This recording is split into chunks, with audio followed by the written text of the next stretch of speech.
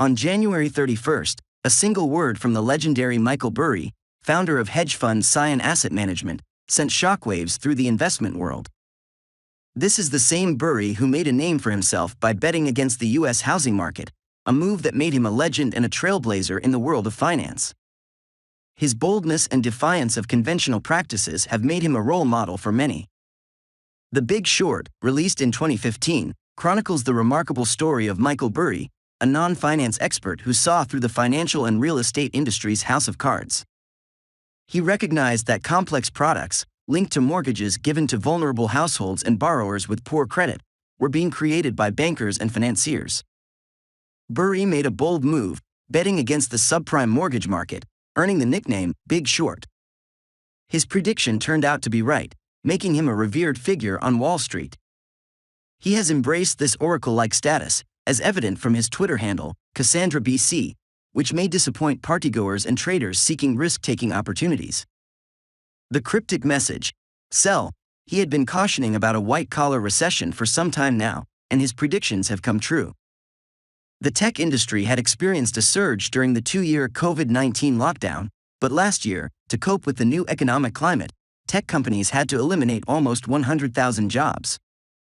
The waves of job cuts continued at the start of 2023, with 10,000 at Microsoft and 12,000 at Google.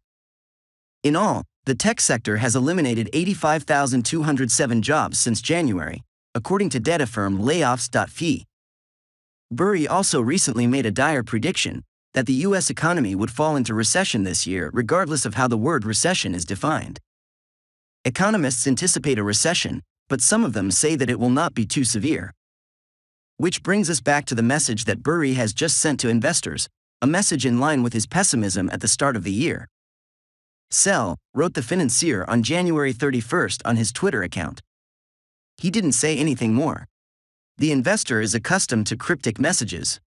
Burry also deleted his account, leaving users to guess what he meant by "sell." His message came the day before a Federal Reserve monetary policy decision on interest rates. The Federal Reserve decided to increase the federal funds rate by 25 basis points, 0.25 percentage point, to a range of 4.5% to 4.75%, the highest since 2008.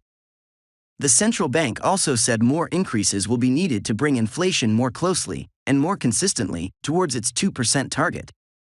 This increase, smaller than the previous ones, seemed to suggest that the central bank felt well positioned in its fight against inflation. Contrary to Burry's advice, investors did not sell. Quite the opposite, since the S&P 500 index ended the day up more than 1%. The S&P 500 just ended January with a 6.2% gain, the best start to a year since 2019, while the Nasdaq 100 jumped nearly 11% for its best January since 2001. Crash of the stock market, but the buy-or-sell debate continues on social networks, where many investors often watch for any of Burry's remarks to help guide their investment strategies. Some investors and amateur traders are puzzled by the investor's premonition, which seem to suggest that the stock market will crash. "Michael Burry usually doesn't miss," commented one Twitter user. "Keep in mind, he began shorting the subprime mortgage MKT in 2005 and the housing MKT bubble burst in 2007, leading to the global financial crisis. Instead of me taking a victory lap about being right that there's no signal in anything that Burry says, I'll simply lay out my thoughts on the market as I see it now," said another user. "Predicting this market is like predicting the slots in the casino," quipped another Twitter user. Burry's pessimistic message comes days after he suggested the current equity market rally was a mirage. On January 23rd, the investor tweeted a graph of the S&P 500 over the period from September 2000 to the beginning of 2003. Essentially the dot-com bubble and the aftermath of 9/11. He circled the period from September 2001 to April 2002. During this circled period, the S&P 500 managed to stabilize somewhat after having been in continuous decline from a high on September 1, 2000, at 1,530.09 points.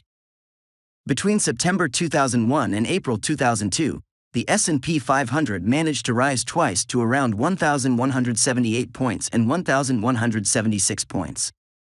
But then followed 4 months of decline to a low of 771 points. It then rebounded to 966 points before plunging again. Burry accompanied his graphic with a single word, maybe.